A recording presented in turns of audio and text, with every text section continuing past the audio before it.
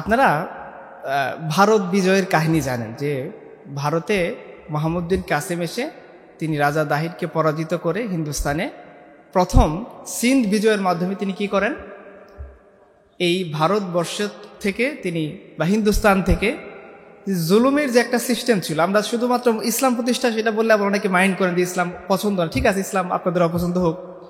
ধরেন আপনারা যারা হিন্দুস্তানের ইতিহাস নিয়ে এনসিয়েন্ট কালচার বা হিস্ট্রি নিয়ে পড়াশোনা করছেন তারা জানেন যে এই দেশে একটা মানে কি বলে কাস্ট সিস্টেম ছিল। সেই সিস্টেমের মধ্যে 4টা বর্ণ ছিল। কি প্রথমে কি ব্রাহ্মণ, ক্ষত্রিয়, বৈশ্য, শুধু এগুলো আপনারা সব জানেন। এবং আপনারা এটাও জানেন যে এই সিস্টেমের মধ্যে যারা ব্রাহ্মণ ছিল তারা ছাড়া আলটিমেট লোয়ার কাস্ট যারা ছিল তাদের সামাজিক অধিকার, সাংস্কৃতিক অধিকার, পলিটিক্যাল অধিকার কোনো অধিকারই ছিল না। একটা শব্দ আপনারা শুনে থাকবেন যে অস্পৃশ্য, মানে যাদেরকে টাচ করা যায় না। টাচ করলে কি হয়, মানুষ মুরতাদ হয়ে যায়, মানে তাদের ইমান চলে যায় আর কি ব্রাহ্মণদের ওদেরকে টাচ করলে। আরেকটা হচ্ছে কি অদৃশ্য থাকতে হয় তাদেরকে, তারা সন্ধ্যার পরে বাসা থেকে বের হবে, কারণ তাদেরকে যদি ব্রাহ্মণরা দেখে তাদের ইমান চলে যাবে, এরকম একটা অবস্থা। ইভেন ব্রাহ্মণরা যে নদীতে গোসল করত, এই শূদ্রের অধিকার ছিল না সেই নদী থেকে পানি খাওয়ার। তারা মনে করতো যে তাহলে শূদ্র যদি এই নদীতে নামে বা এই নদীর পানি টাচ করে তাহলে এই পানি অপবিত্র হয়ে যাবে, এই পানিতে গোসল করলে আমার ইমান চলে যাবে। তো এরকম কঠোর প্রথা ছিল তাদের মধ্যে। তো মুসলমানরা এসে কি করলো, এই কঠোর জুলুমের একেবারে নাইনসাফের একটা সিস্টেম থেকে গোটা হিন্দুস্তানকে মুক্তি দিল। এবং আপনারা জানেন যে আজকে হিন্দুস্তানে দেখবেন দাঙ্গা হচ্ছে বিভিন্ন জায়গায়, বা ইয়েতে উত্তরপ্রদেশে আপনারা দেখবেন যে মানে মিথ্যা কথা বলে ওয়াকফ আইনের নামে মিথ্যা একটা প্রহসনমূলক আইন পাশ করে দিনে দুপুরে মাদ্রাসাগুলো কি দিয়ে দিচ্ছে, গুড়িয়ে দিচ্ছে। তারা বলতেছে যে তোমাদের তো ওয়াকফা করা হয়েছে, কাগজপত্র দাও। বলেন তো দেখি, আজকে যদি আপনার কাছে আপনার দাদার বাপের তার দাদার কাগজ তালাশ করে আপনার কাছে আছে, কার কাছে আসে বলেন? যার কাছে আছে আমরা তার মুরিদ হব, আছে কেউ?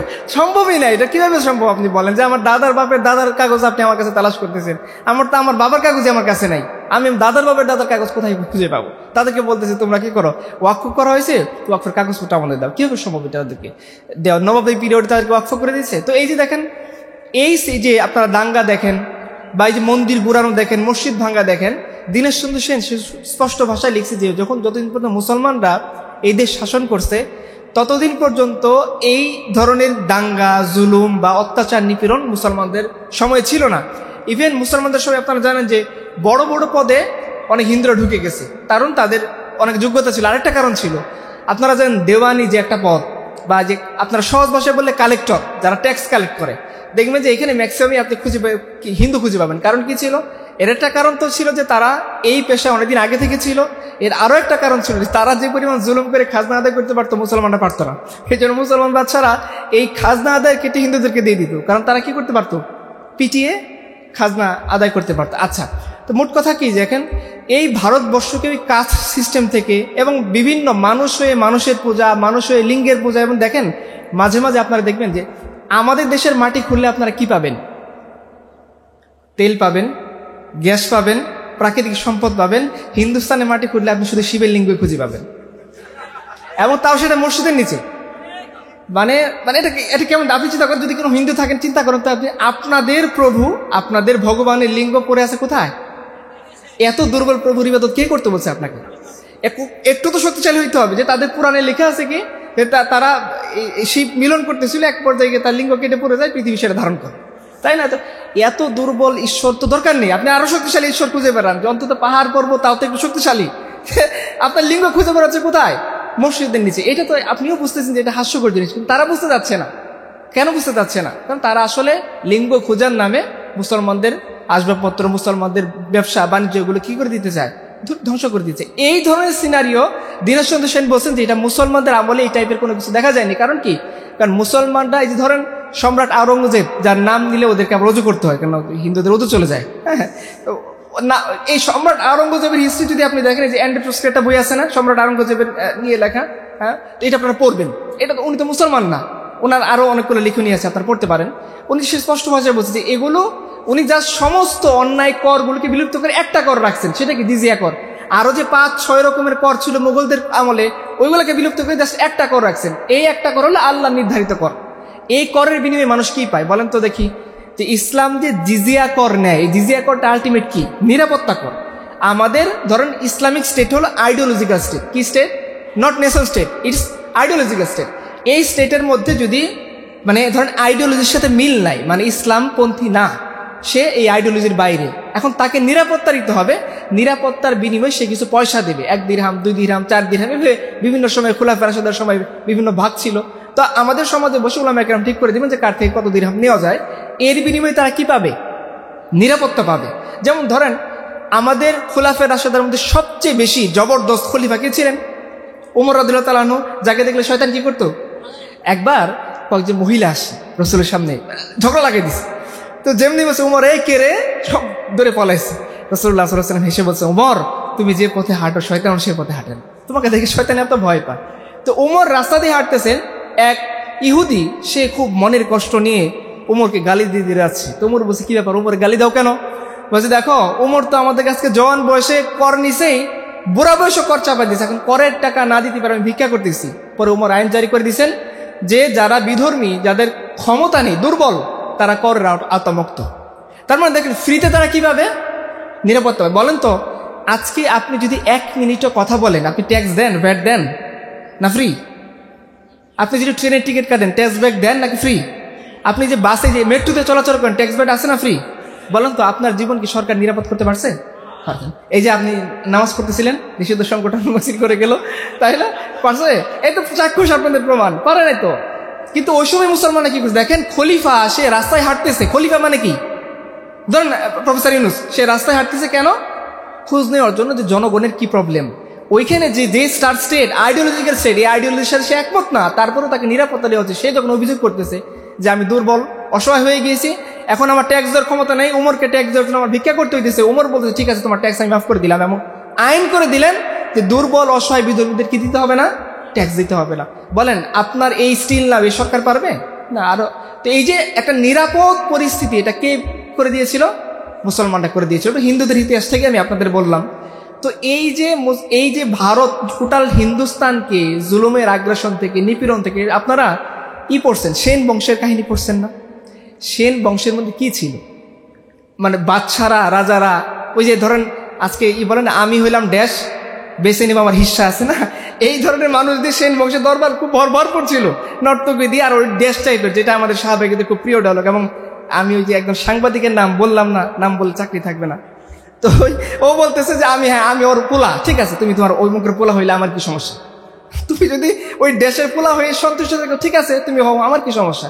তো এই ড্যাশ দ্বারা ওই গোটা দরবার ভর্তি ছিল। এবং তারা এই বাংলাদেশের মধ্যে এসে, তখনও বাংলা ভাষার মানে ভালো জন্ম হয় না, ওইটাকে আপনার প্রোটো বাংলা বলতে পারেন, বা বাংলার ভ্রূণ।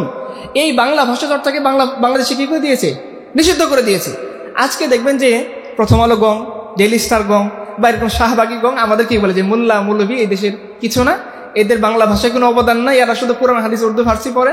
কিন্তু এদেরকে বলেন যে এই যে তোমরা যে বাংলা ভাষায় ইসলামের বিরুদ্ধে কথা লিখো, এই চর্চা তোমরা করতে পারতো না যদি মুসলমানরা বাংলা বিচার না করতেন।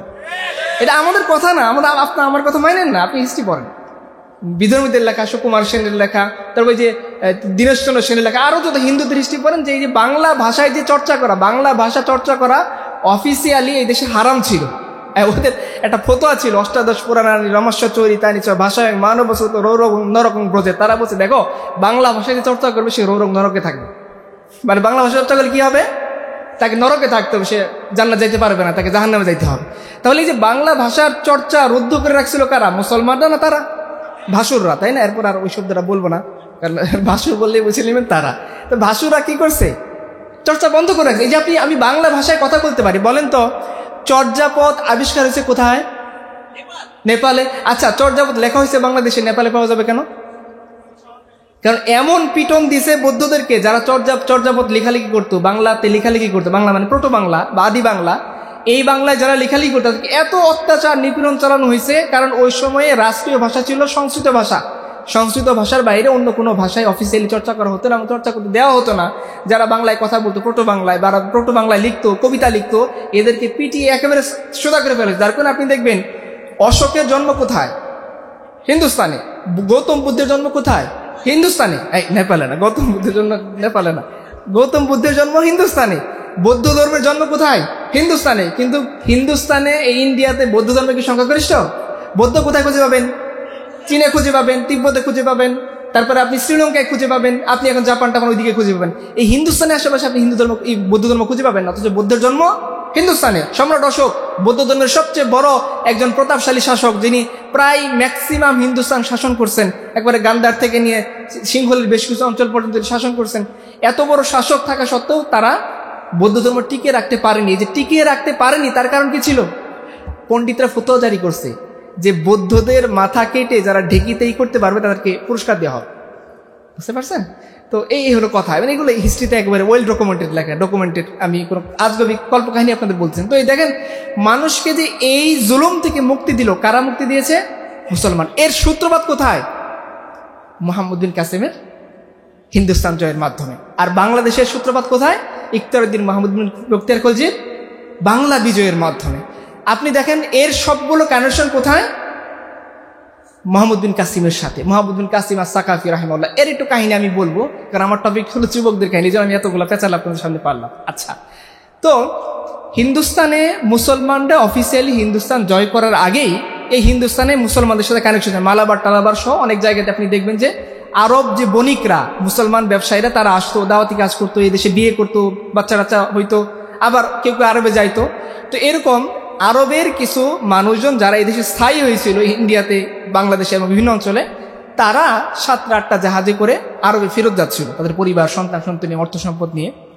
রাজা দাহিরের এলাকাতে সিন্ধুর কাছে যখন গিয়ে তারা পোর্ট করলো প্রচণ্ড ঝড়ের মধ্যে, তো তখন এখন তাদেরকে নিয়ে যেতে হবে, মানে পোর্ট করতে হবে, বন্দরে নিয়ে যেতে হবে। তো তারা বন্দরে 8টা-9টা জাহাজ ভিড়াইছে। দাহিরের যে সৈন্য সামন্ত ছিল তারা গিয়ে এগুলো লুটতরাজ চালাইছে। মুসলমানদের অনেক নারীদেরকে তারা ধরে নিয়ে গেছে, অত্যাচার করছে। তার মধ্যে একজন নারী ছিল নাম নাহিদ।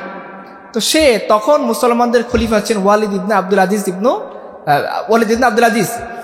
তো ও ছিল মুসলমানদের খলিফা বাগদাদে। তার চেয়ে কাছাকাছি অঞ্চল ছিল ইরাক। তখন তার ওই ইরাকের গভর্নর হাজ্জাজ ইবনে ইউসুফ, ইতিহাসের সবচেয়ে হিংস্র একজন গভর্নর, যার অনেক হিংস্রতা আছে, আবার কিছু কিছু ভালো দিকও ছিল। তো এই নাহিদ তখন চিৎকার করে বলতেছিল যে কোথায় হাজ্জাজ বিন ইউসুফ, কোথায় ওয়ালিদ ইবনে আব্দুল আজিজ, যে যারা বলে যে তাদের অধীনে, তাদের খিলাফতে বা তাদের সময়ে মুসলমানদের বেটি, বউ, বাচ্চারা নিরাপদ, তারা জীবিত থাকতে কিভাবে মুসলমানদের উপর আঘাত আসছে। তো সে এই নাহিদ জুবাইর নামক একটা পত্রবাহককে দিয়ে চিঠি লিখে পাঠাইছে হাজ্জাজ বিন ইউসুফের কাছে, যে ওর কাছাকাছি ছিল, যে হাজ্জাজ যাতে কোনো একটা ব্যবস্থা, দ্রুত একটা ব্যবস্থা নেয়। তো হাজ্জাজ চিন্তা করতেছে কিভাবে পদক্ষেপ নেবে, কারণ তার ম্যাক্সিমাম বাহিনী গ্রিক টিক সহ আরো বিভিন্ন অঞ্চলে তখন যুদ্ধে লিপ্ত, তার সৈন্য বাহিনী কম।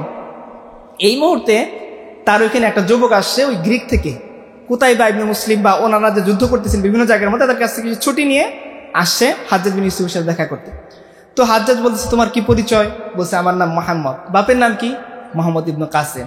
বলেন যে হাজ্জাজের বাপের নাম কি? ইউসুফ। মুহাম্মদ বিন কাসেম বিন ইউসুফ, মুহাম্মদ বিন কাসেম বিন ইউসুফ। ওনাকে জিজ্ঞেস তোমার দাদার নাম কি? বলছে বিন ইউসুফ। তখন উনি বুঝতে পারলেন যে আমার বংশের লোক। এই মুহূর্তে তাকে তিনি টেস্ট করার জন্য যে আমার এই বংশের, এই গোত্রের লোক, সে কি করতে পারে। তখন বলছে আমি যদি হিন্দুস্তান বিজয়ের জন্য তোমাকে সিলেক্ট করি তুমি পারবা? বলছে হ্যাঁ আমি পারবো। সভাসদরা বলতেছে এর বয়স তো 18 মাস। তো মুহাম্মদ কাসেম বলছে আমার বয়স 18 মাস না, আমার বয়স হলো 17 বছর 18 মাস। তো তাকে টেস্ট করার জন্য তিনি বলছেন ঠিক আছে, জিহাদের ঘোষণা তো আমি দিতে পারবো না, তোমাকে খলিফার কাছ থেকে, ওয়ালিদ ইবনে আব্দুল আজিজের কাছ থেকে অনুমতি নিয়ে আসতে হবে। তুমি যাও বা ইয়েতে যাও, সিরিয়াতে যাও, তুমি গিয়ে ওইখান থেকে অনুমতি নিয়ে আসো। তখন সে সিরিয়াতে লম্বা পথ তো ঘোড়া নিয়ে যাচ্ছে, ভিতরে আগে দেখবেন যে ছিল রেস্ট হাউস ছিল। এবং ইসলামের হিস্ট্রিতে আপনারা শুধু পাবেন মুসলমানদের রেস্ট হাউসে থাকা খাওয়া ফ্রি ছিল, সরাইখানা, লঙ্গরখানা পাইছেন আপনারা, থাকা খাওয়া কি টোটাল ফ্রি। যত মুসাফির রাস্তা দিয়ে যাবে তাদের জন্য রাস্তার ধারে ধারে কি ছিল? সরাইখানা ছিল। এই যে মুসাফির খানা ছিল বা রেস্ট হাউস, আপনারা গেস্ট হাউস দিন আমি বলেন, আবার এই যে ওই গেস্ট হাউস না যেখানে বয়ফ্রেন্ড নিয়ে যাওয়া যায়, ওইটা না। হ্যাঁ, তো ওই রেস্ট হাউসে থাকা খাওয়া কি ছিল? ফ্রি ছিল। লঙ্গরখানাতে থাকা খাওয়া ফ্রি ছিল। এবং আপনারা রাস্তার মোড়ে মোড়ে পানির ফোয়ারার ব্যবস্থা করা ছিল। আপনারা একটা জিনিস খেয়াল করছেন কি, ম্যাক্সিমাম দরগার পাশে আপনার একটা করে বিশাল দিঘি অথবা পুকুর খুঁজে পান। কেন খুঁজে পান? ওই যে একটু আগে বললাম, শূদ্রের জন্য ব্রাহ্মণরা যে নদীতে গোসল করতো সেখানে নামা কি ছিল? হারাম ছিল। মুসলমানরা প্রত্যেকটা দরগার সাথে, মাদ্রাসা, শুধু মসজিদ মাদ্রাসা এগুলো ইবাদতের কেন্দ্র ছিল না, এগুলো ইটস আ কমপ্লেক্স, মসজিদ কমপ্লেক্স, মাদ্রাসা কমপ্লেক্স, দরগা কমপ্লেক্স ছিল। এখানে ফ্রিতে ট্রিটমেন্টের ব্যবস্থা ছিল, ফ্রিতে শিক্ষা পড়াশোনার ব্যবস্থা ছিল। মুসলমানদের সময়ে কোনো শিক্ষার জন্য কাউকে পয়সা দিতে হইতো না, বরঞ্চ মুসলমানরা প্রত্যেকটা স্টুডেন্টকে কি দিত? স্কলারশিপ দিয়ে পড়াইতো।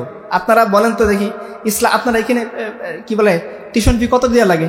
তখন 2-4 লাখ টাকা দেওয়া লাগে। আর আপনি মুসলমান শাসনের দিনে থাকতেন, আপনাকে 2-4 লাখ টাকা ফ্রি দিয়ে দিত, তুমি পড়বা এর বিনিময়ে তোমাকে কি দিব? টাকা পাবো। এরপর ইসলাম শাসন চান না? চান? দেখা যাবে কতক্ষণ চান। আচ্ছা ঠিক আছে, ওই যে লড়াই লড়াই লড়াই চাই, লাগলে লড়াই আমি নাই, বুঝলেন না? এরকম চাই আমরা। আচ্ছা চান, ভালো কথা, আল্লাহ কবুল করুক, আমাদেরও কবুল করুক। আচ্ছা, তো উনি চলে গেলেন, উনি একটা রেস্ট হাউসে বিশ্রাম নিচ্ছে, তার ঘোড়া ক্লান্ত হয়ে গেছে। তো তিনি দেখলেন যে একটা সুন্দর সাদা শক্তপোক্ত ঘোড়া। ওই রেস্ট হাউসের লোককে বলেছেন যে এই ঘোড়াটা আমার দরকার, কারণ এটা দিয়ে আমি খুব দ্রুত সিরিয়া গিয়ে খলিফার কাছ থেকে অনুমতি নিয়ে চলে আসতে পারবো। বলছে না, এই ঘোড়া দেওয়া যাবে না। কেন ঘোড়া দেওয়া যাবে না? কারণ এটা হচ্ছে সুলাইমান ইবনে আব্দুল আজিজের ঘোড়া, ওয়ালিদ ইবনে আব্দুল আজিজের বড় ভাই, সে ইন ফিউচারে গিয়ে খলিফা হবে, খলিফার ঘোড়া আমরা কিভাবে দিব? বলছে এই কথাবার্তা আমি বুঝি না। সে ওইখান থেকে ঘোড়া সিজ করে নিয়ে চলে গেছেন, কারণ আমার দ্রুত অনুমতি নিয়ে আসতে হবে, হিন্দুস্তান বিজয় করতে হবে। তো সে সিরিয়াতে গেছে ওয়ালিদ ইবনে আব্দুল আজিজের কাছে। ওয়ালিদ ইবনে আব্দুল আজিজ বলছে, তোমার মতো বাচ্চা শিশু কিভাবে হিন্দুস্তান বিজয় করবে? তুমি আগে প্রমাণ দেখাও যে তুমি হিন্দুস্তান বিজয়ের যোগ্য। বলছে কি প্রমাণ দেখাইতে হবে? বলছে দেখো, তুমি আমাদের এই সপ্তাহের মধ্যেই মল্ল যুদ্ধের একটা প্রতিযোগিতা হবে, তুমি যদি মল্ল যুদ্ধের মধ্যে আমাদের সময়কার সবচেয়ে বড় পালোয়ানকে পরাজিত করতে পারো, তাহলে আমি তোমাকে কি করব? এই দায়িত্ব অর্পণ করবো। সে বলছে ঠিক আছে, এক বাক্যে রাজি। সে ওয়েট করতেছে, মল্লযুদ্ধের কি আসলো।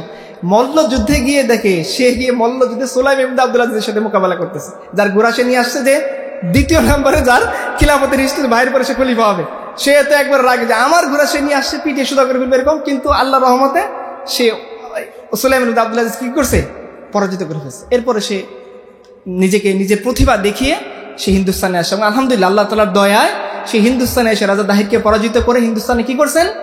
ন্যায়, ইনসাফ, আদল, এই যে মানুষের ভেদাভেদ, মানুষের প্রভু হয়ে গিয়েছিল। মানুষ আর কিছু পাইতেছে না, লিঙ্গ মাটির নিচ থেকে খুঁজে তারা পূজা করতেছিল, ব্যাংকে পূজা করতেছিল, দেখছেন না? এবং পূজার এমন পর্যায়ে পৌঁছাইছে যে এমন কিছু নেই যেটাকে হিন্দুস্তানের মানুষ পূজা করতেছে না। 33 কোটি দেবতায় পৌঁছে গেল, মানে ডিপার্টমেন্ট ভাগ করা, এক ডিপার্টমেন্ট আরেক ডিপার্টমেন্টে হস্তক্ষেপ করেন। মক্কার মুশরিকদেরকে যখন বলা হলো যে এক আল্লাহর ইবাদত করো, যে তোমাদের কি করবে? একাই, তিনি সবকিছু তোমাদের রিজিক ওই আল্লাহ দিবেন, তোমাদের জ্ঞান ওই আল্লাহ দিবেন, তোমাদের শক্তি ওই আল্লাহ দিবেন। তখন বলছিল মুহাম্মদ, এতগুলো দেবতাই করতে পারে না, ডিপার্টমেন্ট ভাগ ভাগ করে দিচ্ছি, তোমার এক আল্লাহ সব করতে পারবে? তো ওরাও এরকম। কিন্তু সুবহানাল্লাহ, মুসলমানরা যখন এই দেশে আসলো, দেখেন মুসলমানরা এই দেশে রাজত্ব করছে কত বছর বলেন তো? প্রায় 850 বছর, মানে 800 বছর ধরে, একেবারে মুহাম্মদুল কাসেম থেকে শুরু করে আপনি শেষ বাহাদুর শাহ জাফর পর্যন্ত হিসাব করেন। বলেন তো 850 বছরে মুসলমানরা যদি চাইতো, একটু প্রেশার ক্রিয়েট করতো, এই যে এখন যেমন ভাসুররা করতেছে, একটা বিধর্মীকে খুঁজে পাওয়া যাইতো? অথচ আপনি দিল্লির আশেপাশে দেখেন, দিল্লি ছিল মুসলমানদের রাজধানী। আপনি দেখেন ঢাকা একসময় মুসলমানদের রাজধানী ছিল, কলকাতা মুসলমানদের রাজধানী ছিল, বিভিন্ন জায়গায় বড় বড় শহরগুলো ছিল, বড় বড় শহরগুলোর আশেপাশে আপনি হিন্দু খুঁজে পান? কেন? এটাই প্রমাণ করে যে মুসলমানরা কখনো জোর জবরদস্তি করে নাই। যে চায় উইলিংলি সে ধর্ম কবুল করতে পারে, যে চায় না সে কি করবে? জিজিয়া কর দিয়ে মুসলমানদের দিন থাকবে, বাস। এর বাইরে আপনি বলেন তো দেখি, আমাদের আজকে যখন মুসলমানদের পচানো হয়, বিদেশিরা আসলে তাদেরকে কোথায় নিয়ে যায়? হিন্দুস্তানের লোকেরা তাজমহল দেখতে নিয়ে যায়। তাজমহল কে বানাইছে? কেন ওটা তার তোমাদের দেখানোর কি আছে? লালকিল্লাতে নিয়ে যায়। লালকিল্লা কে বানাইছে? বাদশাহী মসজিদ কে বানাইছে? আপনি দেখেন, যাই আপনি খুঁজে পাবেন যত হিন্দুস্তানে বড় বড় প্রাচীন স্থাপনা, কারা বানাইছে? মুসলমানরা বানাইছে। এগুলো প্রমাণ করে যে মুসলমানরা এই দেশের কল্যাণের জন্য আসছিলেন। এবং আরেকটা জিনিস খেয়াল করেন, আমাদের সময়ে যারা শাসক হয় তাদের ম্যাক্সিমাম অ্যাকাউন্ট কোথায় থাকে? সুইস ব্যাংকে থাকে, আর বেগমপাড়ায় বাড়ি থাকে। বলুন তো, তারা টাকা এই দেশের ব্যাংকে রাখে না, ওই দেশে পাচার করে দেয়। আর তখন যারা ম্যাক্সিমাম মুসলমানদের সুলতান ছিল, তারা এই দেশেই বড় হয়েছে, তাদের সন্তান এই দেশে জন্ম নিছে, এই দেশে তাদের মৃত্যু হয়েছে। তারা টাকা একটা পয়সা পাচার, গৌতম দাস বা ওনাদের লেখা আছে, আপনারা পড়তে পারেন, হিন্দুস্তানের ঐতিহাসিকবিদ, ওনারা বলছেন যে মুসলমানদের আমলে একটা পয়সাও তারা ইরানে ট্রান্সফার করে নাই। এবং ইরান তুরান থেকে আসছে বলে, একটা টাকাও তারা ইরানে ট্রান্সফার করে নাই, তুরানে ট্রান্সফার করে নাই, তুর্কিতে ট্রান্সফার করে নাই। প্রত্যেকটা টাকা দিয়ে তারা কি বলুন তো, মসলিন কাদের আমলে বানানো পোশাক, মুসলমানদের আমলে বানানো পোশাক। সোনার বাংলা নামে যে আপনারা যে বাংলা ছিলেন, এই বাংলা আসলে কোন সময়ের বাংলা? মুসলমানদের বাংলা। ওই সময়ে চীনকে ডিঙ্গিয়ে, চীন বৃহৎ রাষ্ট্র, হিন্দুস্তানে চাইতো না, বড় ছিল, কিন্তু চীনকে ডিঙ্গিয়ে যে শাসকের নাম শুনলে তারা ঘৃণার কথা বলে, সম্রাট আওরঙ্গজেব। শশী থারুর একটা বই আছে ইরা ডার্কনেস, এখানে পড়বেন, দ্য আনগ্লোরিয়াস এম্পায়ার, এখানেও লিখেছে সে যে চীনকে ডিঙ্গিয়ে সম্রাট আওরঙ্গজেবের সময়ে ভারতবর্ষ পৃথিবীর 1/3 জিডিপি সাপ্লাই দিচ্ছিল, পৃথিবীর 1/3 জিডিপি কোথেকে আসতেছিল? এই হিন্দুস্তান, ভারতে যে শাসককে তারা বলে সবচেয়ে খারাপ, ওই শাসকের আমলে হিন্দুস্তানের জিডিপির 1/3 আসতেছে। এবং ওই সময়ে বাংলা টোটাল হিন্দুস্তানের 1/3 জিডিপি সাপ্লাই দিচ্ছে। বাংলার আয়তন, বাংলা, বিহার, উড়িষ্যা খুব বেশি বড় না, কিন্তু এখান থেকে গোটা হিন্দুস্তানের 1/3 আসতেছে, আর গোটা হিন্দুস্তান থেকে গোটা পৃথিবীর 1/3 আসতেছে কাদের আমলে? মুসলমানদের আমলে। তো একজন কমিউনিস্ট, সে কমিউনিস্ট শাসনের কথা বলতে পারে। একজন ক্যাপিটালিস্ট, সে ক্যাপিটালিস্ট শাসনের কথা বলতে পারে। একজন ন্যাশনালিস্ট, সে ন্যাশনালিজমের কথা বলতে পারে। একজন মুসলমান, সে ইসলামের কথা বলতে পারে না। সে হয়ে যাবে কি? কেন? সে যদি ন্যায় এবং ইসলামের কথা বলে সে জঙ্গি হবে কেন? তাহলে ক্যাপিটালিস্টকে তোমাকে জঙ্গি বলতে হবে, কারণ সে ক্যাপিটালিজম দিয়ে কি করছে? আপনারা দেখছেন পৃথিবীর মধ্যে কি সম্পদের ভারসাম্য আছে? ভারসাম্য তো নেই। আপনি চাইলে কি একটা ফ্ল্যাট কিনতে পারবেন? আপনি চাইলে একটা বাড়ি, একটা গাড়ি করতে পারবেন? পারবেন না। এই যে আপনি পড়তেছেন, এখানে কত কষ্ট করে আপনাকে পড়তে হয়, কিন্তু যারা গুলশান বনানীতে থাকে তাদের জন্য কিন্তু সহজ, কারণ তাদের ম্যাক্সিমাম কি, ওই যে দেখেন কালকে না পরশু দিন দেখেন 17,000 কোটি টাকা ধরা পড়ছে ইংল্যান্ডে, একজন মাত্র ব্যক্তির অ্যাকাউন্টে টাকা পাওয়া গেছে। বলেন তো, আমাদের সাবেক ওই যে কি বলে শেখ হাসিনা পালায় না, তাই না? তার আমলে একজন ভূমিমন্ত্রী ছিল, তার বিদেশে কয়টা বাড়ি পাওয়া গেছে বলেন? আল জাজিরার ডকুমেন্টারি আপনি দেখছেন না, প্রায় 360টা বাড়ি পাওয়া গেছে। কত?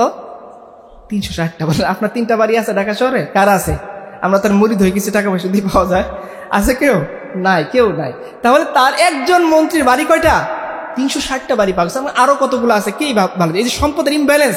তাহলে দেখেন, পুঁজিবাদী সে যদি পুঁজিবাদের কথা বলে জঙ্গি না হয়, একজন কি বলে জাতীয়তাবাদী সে যদি জাতীয়তাবাদের কথা বলে জঙ্গি না হয়, একজন মার্কসিস্ট বামপন্থী সে যদি বামপন্থার কথা না বলে জঙ্গি না হয়। আপনারা জানেন রেড আর্মি ইয়েতে যখন ঢুকছে, কি বলে রাশিয়াতে তারা কি করছে? মানুষ মেরে কেটে একবারে শেষ করে ফেলছে। চীনে যখন মাও সেতুং চীনে ঢুকছে, কি করছে? মিলিয়ন মিলিয়ন লোককে তারা হত্যা করছে। তাহলে এই বামপন্থার কথা বললে, যে বামপন্থার মধ্যে টোটাল ইসলামের হিস্ট্রি পড়েন, আপনারা মুহাম্মদ রাসূলুল্লাহ সাল্লাল্লাহু আলাইহি ওয়াসাল্লামের কথা জানেন। মুহাম্মদ রাসূলুল্লাহ সাল্লাল্লাহু আলাইহি ওয়াসাল্লাম তার লাইফ টাইমের মধ্যে অনেকগুলা 63টা প্লাস যুদ্ধ করছেন। সেই যুদ্ধের মধ্যে টোটাল নিয়ে হইতেছে 1024 জন বা 1124 জন, ধরেন 1200 লোক নিহত হয়েছে। একটা আইডিওলজিকে সমাজে প্রতিষ্ঠা করার জন্য মুহাম্মদ রাসূলুল্লাহ সাল্লাল্লাহু আলাইহি ওয়াসাল্লামকে তার নিজের লোক এবং শত্রুপক্ষ মিলে নিহত হয়েছে কত? 1200 জন। আর মাও সেতুং মিলিয়ন মিলিয়ন লোককে হত্যা করে গিয়ে তার আইডিওলজি কায়েম করছে। তাহলে ওই মাও সেতুং, মার্কসিজম, কমিউনিজমের কথা বলে কেউ যদি জঙ্গি না হয়, তাহলে ন্যায় ইনসাফ আদলের কথা বলে সে জঙ্গি হবে কেন? এই প্রশ্ন আমাদের প্রথম আলো জ্ঞানকে করা উচিত। না হয়তো কি করবে? আপনাকে বলে দিবে জঙ্গি ইন্ডিকেটর কয়েকটা দিছিল না, দেখছিলেন আপনারা? পাশের বাড়ির ভাবির দিকে যে তাকায় না, সে কি? ওই যে একটা ডকুমেন্টারি বানাইছিল যে একটা লোক, সে আগে গান গাইতো, এখন গিটার ভেঙে বলছে। সে কি? দরজা লাগায় যদি তাহাজ্জুদ পড়ে। সে কি? বোনকে যদি বলে তুমি বিয়ের অনুষ্ঠানে যেও না, ওইখানে অশ্লীলতা হয়, সে কি? কিভাবে পসিবল বলেন? আমার তো আপনার না বললে কি হবে?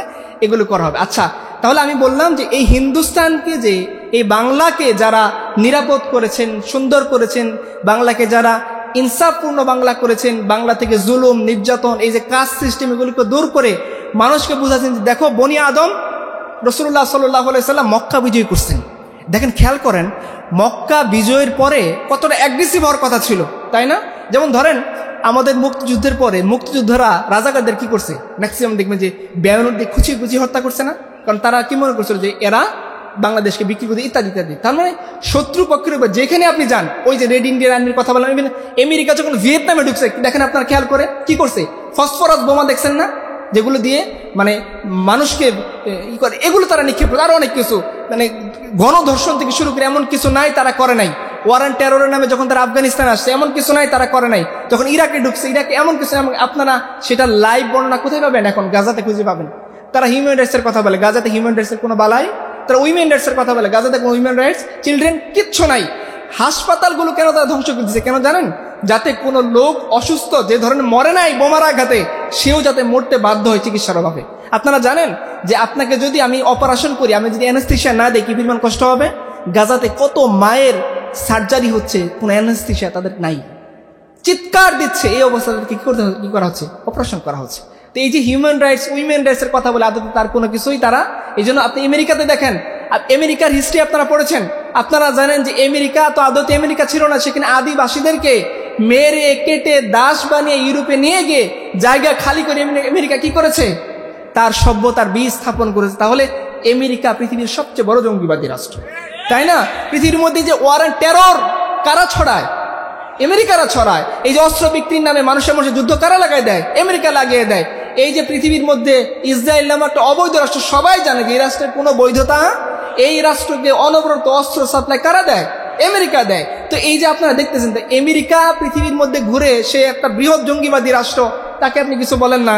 আর যে সমস্ত মোল্লা মৌলবীরা ইনসাফ কায়েম করে তাদের মুদ্রা, তাদের রিজার্ভ শূন্য থেকে পৃথিবীকে, তাদের দেশকে সুন্দর সমৃদ্ধ করে, তাদেরকে আপনি কেন জঙ্গি বলবেন? আপনি এই যে পিউ রিসার্চ সেন্টারের গবেষণা দেখেছেন, আফগানিস্তানের 99% মানুষ শরিয়া চায়। তাহলে তারা যদি পিপুলস উইলটা বাস্তবায়ন করে, তাহলে আপনি কেন তাদেরকে জঙ্গি বলবেন? আপনি তো আমাকে শিখাইছেন, আমি তো আপনি শিখাইনি। আপনি আমাকে বলছেন যে ম্যাক্সিমাম পিপুলের উইলটাকে অ্যাকসেপ্ট করাটাই হলো ডেমোক্রেসি। তাহলে ওইখানে 99% মানুষ যদি শরিয়া চায়, শরিয়াকে তারা অ্যাকসেপ্ট করে নেয়, তাহলে তারা কেন জঙ্গি হবে? বুঝেন না আমার কথা? পিউ রিসার্চ বলতে বাংলাদেশের 82% মানুষ কি চায়? শরিয়া চায়। পাকিস্তানের 84% মানুষ শরিয়া চায়। তাহলে যদি শরিয়া আপনি কায়েম করেন বা শরিয়া চান, আপনি কেন জঙ্গিবাদী হবেন? আপনি তো আমাকে বলছেন ম্যাক্সিমাম পিপুল যেটা চায় সেটা বাস্তবায়ন করাটাই আমার আইডিওলজি। তো আমি আপনাকে দেখালাম যে ম্যাক্সিমাম পিপুল শরিয়া চায়, এখন বলে দেন আমি মানি। তাই ওই যে আমাদের একটা দরবেশ আছে না, ফরদ মাঝহার, তারা বলছে আচ্ছা বলেন তো দেখি, যদি নির্বাচনের মাধ্যমে জামাত ইসলাম বা এরকম ইসলামিক দলগুলো ক্ষমতায় আসে, তারা যদি ইসলাম কায়েম করে, আপনি মেনে নেবেন? বলছেন না, মানবো না। কেন? বলছে ডেমোক্রেসি মানে শুধুমাত্র ভোট না, বুঝলেন না? ওই শয়তানি তো থাকবে না। আচ্ছা ঠিক আছে, তার মানে কি তারা যে আমাদেরকে বয়ান শোনায়, অথচ আমেরিকার জন্মটা কিসের মাধ্যমে? জঙ্গিবাদের মাধ্যমে। আমেরিকা মানুষ, আপনার এগুলো তো আমাদের বানানোর কথা না। এটা যদি মনে করতেন যে হাদিসের কথা হয়তো আপনি অস্বীকার করবেন, বিজ্ঞান যেহেতু বলছে তো ভালোই বলছে, এটা তো আর অস্বীকার করতে পারবে না, তাই না? আমাদের এরকম মডার্নিজম দ্বারা প্রভাবিত আমরা মনে করি কি, ধরেন কথার কথা আমি বললাম যে ক্বালান নবী সাল্লাল্লাহু আলাইহি ওয়াসাল্লাম, নবী সাল্লাল্লাহু আলাইহি ওয়াসাল্লাম এই কথা বলবেন, আপনি বলবেন যে এটার পক্ষে কি এরিস্টটল কোনো কথা আছে কিনা, কার্ল মার্কসের কথা মিলে কিনা, ঠিক আছে না? এখন আমি ওদের কথাই বললাম, তাহলে তো সত্যি। এটা তো হাদিস বললাম না যে আপনি মিথ্যা বলবেন, কারণ হাদিস বললে আমাদের সন্দেহ হয়, কিন্তু কার্ল মার্কসের কথা বলে সন্দেহ নাই। কার্ল মার্কস যেহেতু বলছে, আবার ইংরেজিতে বলছে, ঠিকই বলছে, তাই না? আচ্ছা, তো দেখেন পৃথিবীকে যখন আমরা বললাম পৃথিবীকে মুক্ত করার কথা, পৃথিবীকে ইনসাফপূর্ণ করার কথা, এবং হিন্দুস্তানের একটা এক্সাম্পল আপনাদের দিলাম। এই যে হিন্দুস্তানের আবহাওয়া টোটাল চেঞ্জ করলেন কে? একজন যুবক যার বয়স কত? 17 বছর বা 18 বছর, ধরেন 20-এর নিচে। তিনি প্রায় 2-3 বছর এখানে ছিলেন, এরপরে তাকে হত্যা করে ওই যে সুলাইমান বিন আব্দুল আজিজ যখন খলিফা হয়, তখন সে প্রতিশোধ নেওয়ার জন্য তাকে হত্যা করে। আচ্ছা, সেটা ভিন্ন বিষয়। তাহলে এই যে গোটা হিন্দুস্তানকে কাস্ট সিস্টেম থেকে, মানুষের গোলামি থেকে, প্রকৃতি পূজা থেকে, ব্যাঙের পূজা থেকে, পদ্মের পূজা থেকে, বাসুর পূজা থেকে, গাছের পূজা থেকে মানুষকে মুক্ত করে এক আল্লাহর গোলামি, অথবা মানুষকে মানুষের দাসত্ব থেকে, ব্রাহ্মণের গোলামি থেকে, ক্ষত্রিয়দের গোলামি থেকে, বৈশ্যদের গোলামি থেকে মুক্ত করে যে মানবতাকে মুক্তি দিল, এই মুক্তির দূত হিসেবে কে কাজ করেছে? একজন যুবক। ওই যুবক যে সাহস করে অল্প সৈন্য নিয়ে তিনি কি করেছেন, যে ওই যে খলিফা ওয়ালিদের ডাকে বা জিহাদের হুকুমে তিনি সাড়া দিয়ে অগ্রগামী হয়ে এগিয়ে এসছেন। আল্লাহ সুবহানাহু ওয়া তাআলা এই একজন যুবকের দ্বারা গোটা হিন্দুস্তানের পরিবেশটাই তিনি কি করে দিয়েছেন? চেঞ্জ করে দিয়েছেন। এবং হিন্দুস্তান উন্নতি হইতে সমৃদ্ধ করতে করতে কি হয়েছে, যে পৃথিবীর মধ্যে তারা জিডিপির ক্ষেত্রে 1/3 জিডিপি তারা সাপ্লাই দিয়েছে। মানে দুনিয়াবি অর্থে যে উন্নতি আপনারা বলেন সেটাও তারা করেছে। এবং আপনারা জানেন যে পৃথিবীর ইতিহাসে যে সমস্ত জিনিসকে মানুষ সপ্তম আশ্চর্য বলে, তার একটা অন্যতম কি তাজমহল, যেটা মুসলমানরা এসে বানিয়েছে। তার মানে দুনিয়াবি ক্ষেত্রে বলেন, ইভেন আপনারা উইলিয়াম অ্যাডাম একটা রিপোর্ট আছে, আপনারা পড়তে পারেন, হ্যাঁ, William reports on vernacular education in Bengal. সেখানে সে দেখাইছে যে যখন ওয়েস্টের লোকের এখানে আসছে সেকুলারিজম, ধর্মহীন শিক্ষা ব্যবস্থা কায়েম করার জন্য, তারা টমাস ব্যাবিংটন ম্যাকলেকে নিয়ে আসছে ইউরোপ থেকে, যে তুমি আসো আমাদেরকে সার্ভে করে একটা শিক্ষা ব্যবস্থার খসড়া করে দিয়ে যাও। সে অ্যাডামকে বলেছে তুমি রিপোর্ট তৈরি করো যে বাংলাদেশের যে অলরেডি শিক্ষা ব্যবস্থা আছে সেটা আসলে কেমন, হিন্দুস্তানের শিক্ষা ব্যবস্থা। অ্যাডাম তখন হিন্দুস্তান ঘুরে ঘুরে শিক্ষা ব্যবস্থার একটা রিপোর্ট দিয়েছে, এখনো মজুদ আছে, পাবলিশ করা আছে, আপনারা দেখতে পারেন। Adams report on vernacular education in Bengal. সেখানে সে বলছে, দেখেন আমরা অক্সফোর্ড, ক্যামব্রিজ বা কারিকুলামের নামে এই হিন্দুস্তানে যা অ্যাপ্লাই করতে চাই, অলরেডি মুসলমানদের কারিকুলামে সেটা আছে। কারণ কি, মুসলমানদের কারিকুলাম পরেই তো তারা তাজমহল বানাইছে, আমাদের কারিকুলাম তো পরে নাই। সে তো অক্সফোর্ড ক্যামব্রিজ পরে এসে তাকে তাজমহল বানানো লাগে নাই। তারা যে মুসলিম বানাচ্ছে, তারা তো অক্সফোর্ড ক্যামব্রিজ গ্রাজুয়েটটা মুসলিম বানাচ্ছে না, মুসলমানদের মাদ্রাসা, মুসলমানদের স্কুলে পরে তো তারা বানাচ্ছে। সো আমরা যেটা দিতে চাই অলরেডি সেটা মুসলমানদের কারিকুলামের মধ্যে আছে। তাহলে আপনারা যদি মনে করেন যে না, ইসলাম আসলে শুধুমাত্র কি করবে, লম্বা জুব্বা গায়ে দিয়ে তসবিহ একটা দিয়ে বলো যাও তুমি গিয়ে মসজিদে বসে ইয়া নফসি, না, এরকম তো না। ইসলাম এসে আপনাকে ইবনু তাইমিয়া বানাবে, ইসলাম এসে আপনাকে ইবনু খালদুন বানাবে, ইসলাম এসে আপনি ইবনে সিনা বানাবে। আপনি যেটা হইতে চান, ইসলাম আপনার সেই গুণ